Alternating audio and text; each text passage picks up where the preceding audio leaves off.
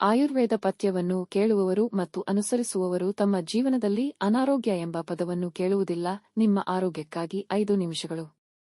ನಾವು ತೆಗೆದುಕೊಳ್ಳುವ ಯಾವುದೇ ವಸ್ತುವನ್ನು ಮಿತವಾಗಿ ಸೇವಿಸಬೇಕು. ನಾವು ಸೇವಿಸುವ ಆಹಾರ ಪ್ರಮಾಣವು ಘನ ಪದಾರ್ಥಗಳ ಅರ್ಧದಷ್ಟು ಇರಬೇಕು.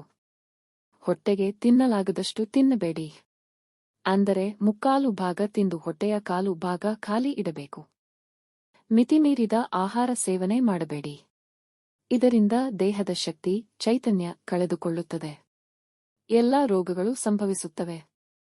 ನಮ್ಮ ದೇಹಕ್ಕೆ ಅಗತ್ಯಕ್ಕಿಂತ ಕಡಿಮೆ ಆಹಾರವನ್ನು ತಿನ್ನುವುದು ವಾತ ಮತ್ತು ಪಿತ್ತಗಳನ್ನು ಕೆರಳಿಸುತ್ತದೆ.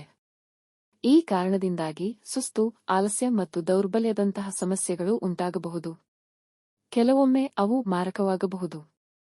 ಅತಿಯಾಗಿ ತಿನ್ನುವುದು ಮಾತ್ರ ದೋಷವಲ್ಲ, ಅನಪೇಕ್ಷಿತ ಪದಾರ್ಥಗಳನ್ನು ಸೇವಿಸುವುದರಿಂದ ಹೊಟ್ಟೆ ನೋವು ಉಂಟಾಗುತ್ತದೆ.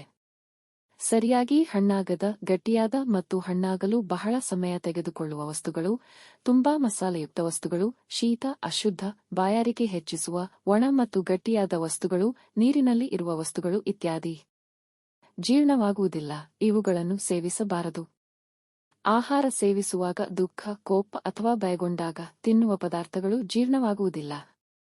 ಊಟವಾದ ನಂತರ ಅದು ಸಂಪೂರ್ಣವಾಗಿ ಜೀರ್ಣವಾಗುವವರೆಗೆ ಮತ್ತೆ ತಿನ್ನಬಾರದು. ತಪ್ಪಾದ ಸಮಯದಲ್ಲಿ ಸ್ವಲ್ಪ ತಿನ್ನಿ, ಆದರೆ ಹೆಚ್ಚು ತಿನ್ನಬೇಡಿ. ಮಲವು ಪೂರ್ಣಗೊಂಡು ಹೊರಗೆ ಹೋದ ನಂತರ ಹೃದಯವು ಶುದ್ಧವಾಗಿರುತ್ತದೆ.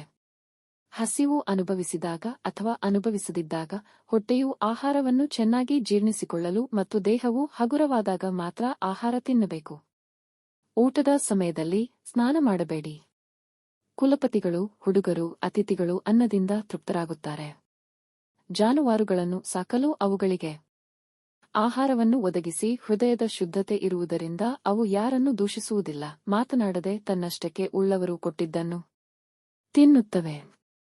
ಹೊಟ್ಟೆಯನ್ನು 4 ಭಾಗಗಳಾಗಿ ವಿಂಗಡಿಸಬೇಕು ಮತ್ತು 2 ಭಾಗಗಳನ್ನು ಆಹಾರದಿಂದ ತುಂಬಿಸಬೇಕು ಮತ್ತು 1 ಭಾಗವನ್ನು ದ್ರವದಿಂದ ತುಂಬಿಸಬೇಕು.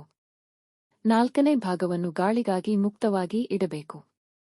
ಊಟವಾದ ತಕ್ಷಣ ಓಡುವುದು, ನಡೆಯುವುದು, ಮಲಗುವುದು, ಬಿಸಿಲಿನಲ್ಲಿ ಬೆಂಕಿಗೆ ಹತ್ತಿರ ಇರುವುದು, ಈಜುವುದು, ಅಡ್ಡಲಾಗಿ ಹಾರುವುದು ಇವುಗಳನ್ನು ಮಾಡಬಾರದು. ಊಟವಾದ ಸ್ವಲ್ಪ ಸಮಯದ ನಂತರ ಮಾಡಬೇಕು.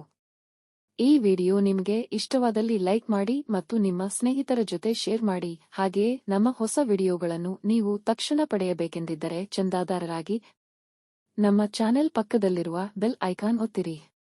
ಧನ್ಯವಾದಗಳು.